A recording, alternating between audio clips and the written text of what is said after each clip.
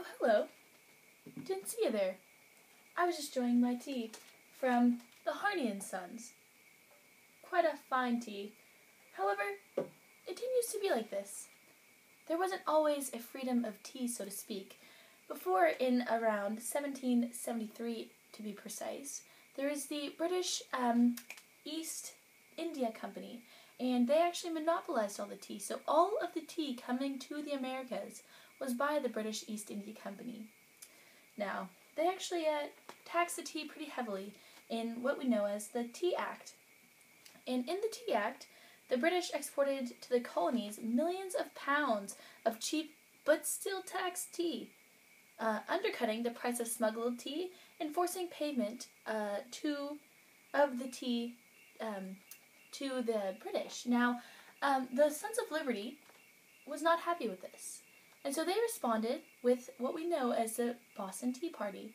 The Boston Tea Party was on December 16th, 1773, and that was when the Sons of Liberty, so the Sons of Liberty, who were actually just very, extreme in their beliefs, and some could call them drunken buffoons. However, they thought it'd be very funny to dress up as Indians and throw tea, actually 300 chests of tea, over into the Boston ports.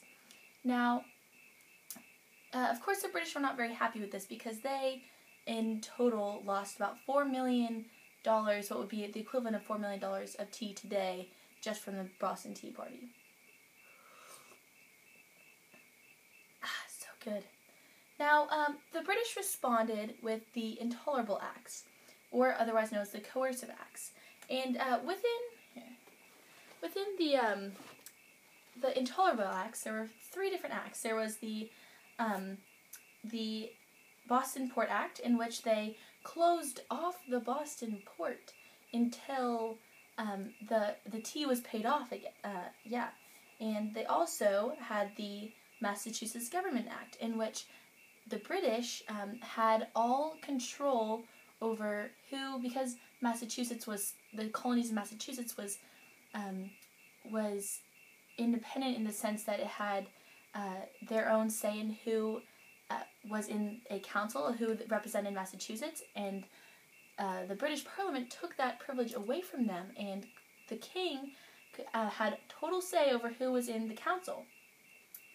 Now, another thing that happened was the Administration of Justice Acts, in which juries and trials had to be in a more British biased location. So there's a change of venue to a British colony so that there could be a very high British bias. Now, another thing about the Intolerable Acts was that there was a fourth measure in which the British sent over many troops and actually forced, there were redcoats, and they had to force themselves to stay in colonists' houses. So colonists had to keep these soldiers in their houses. And those all four acts, so there was the Boston Port Act, the Massachusetts Government Act, and the Administration of Justice Act, and the fourth one was that the British had to stay in these colonists' houses. And that was all in response to the Boston Tea Party, because the Sons of Liberty were not happy with their taxed tea, which was the Tea Act.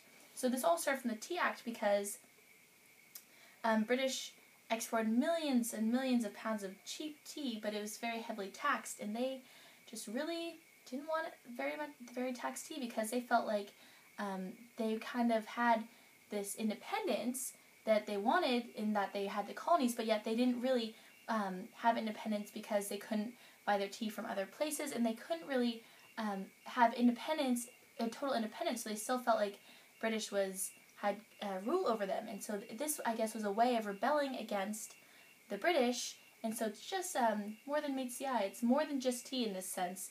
It's independence as a whole. Thank you.